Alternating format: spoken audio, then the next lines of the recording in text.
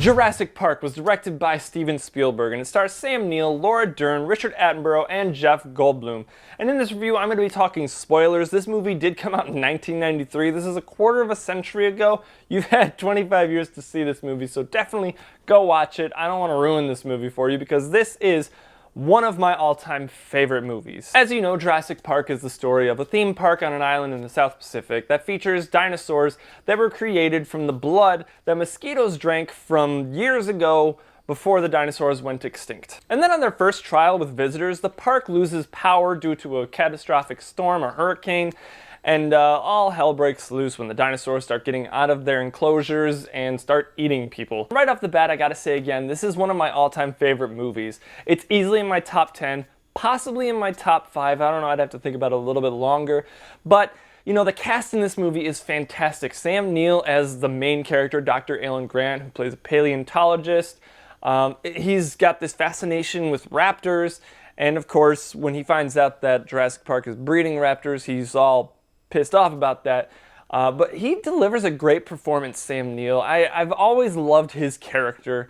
There was the idea before this movie was actually made, when they were still casting everything, Harrison Ford was the leading man. He was gonna play Dr. Alan Grant. I don't think it would have been as good.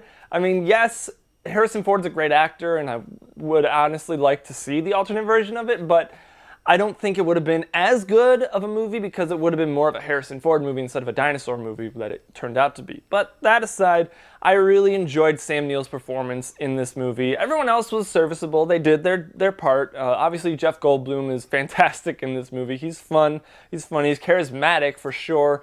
There's a lot of drama that plays off between Jeff Goldblum's character and Sam Neill's character because Sam Neill and Laura Dern's characters are together. They're a couple, but they kind of have disagreements about children, and it plays off for comedy and drama at the same point.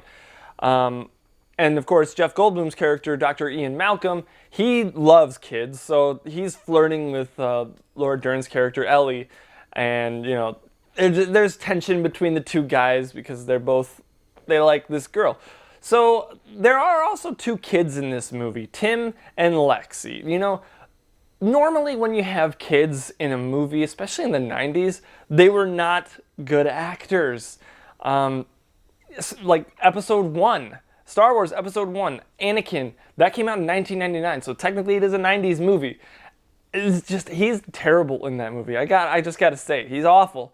And most of the time, kids are not that great of actors. These kids in this movie, they're fantastic.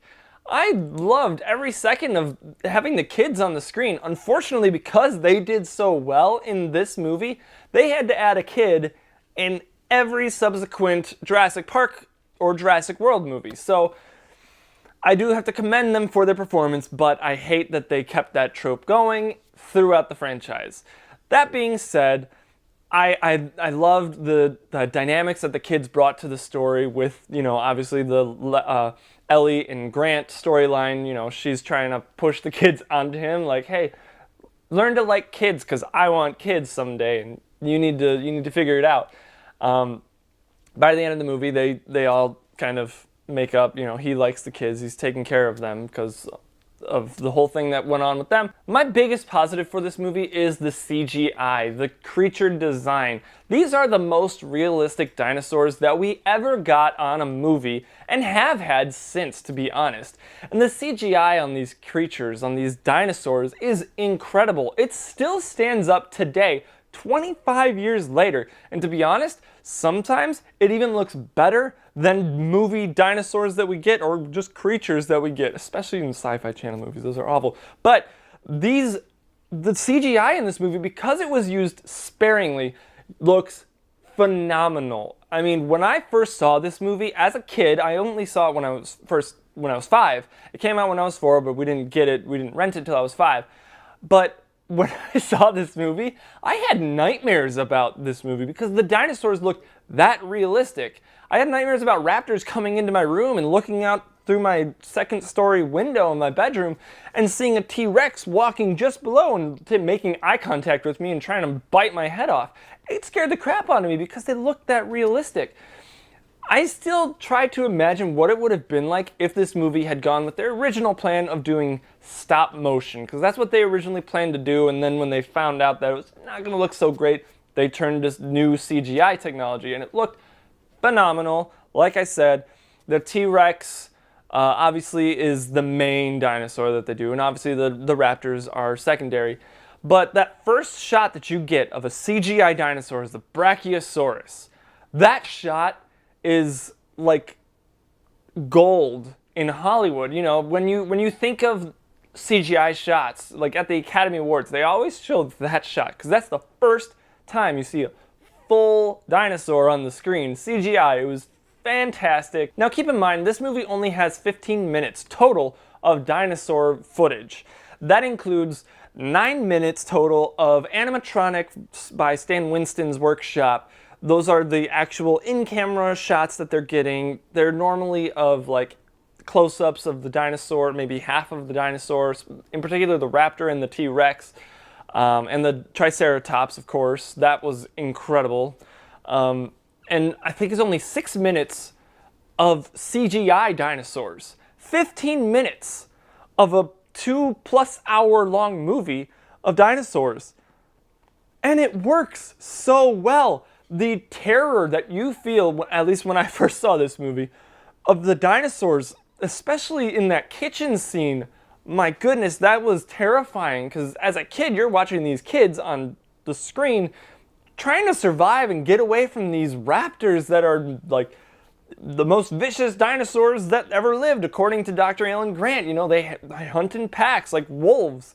And then obviously, you know, the T-Rex scenes where they're like, don't move, its vision's based on movement. How great of a concept is that, to be like, you have to stand still and just stare at it to make it go away. You know, I can't talk about the CGI and the dinosaurs without talking about the sound design of the dinosaurs, because without the sound, the dinosaurs, however good they looked, it just wouldn't have been so great.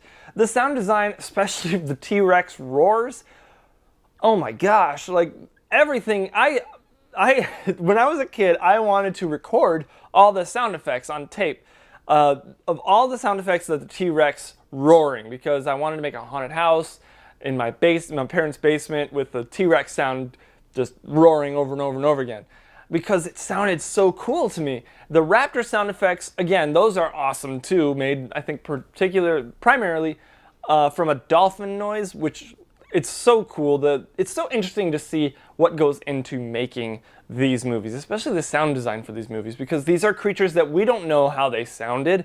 We hardly even know what they looked like. But this, again, the sound design, fantastic. The music by John Williams. I listen to this at least once a week, the theme song from this movie, at least once a week on my drive to or from work.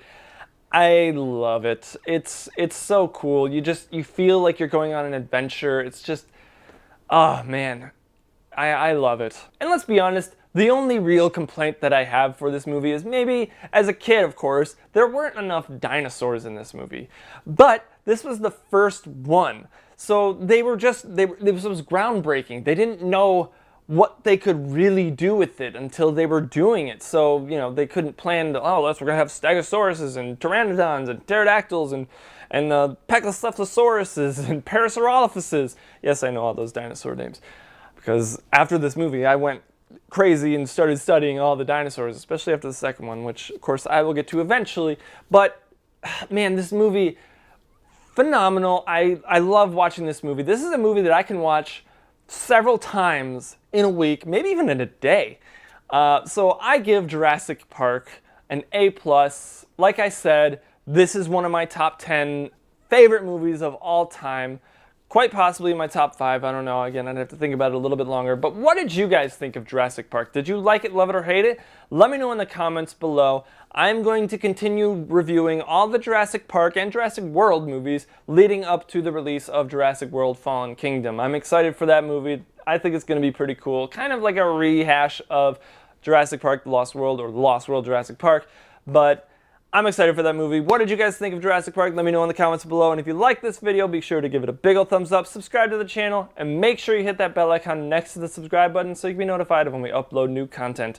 And as always, thank you so much for watching, and I will see you in the next video.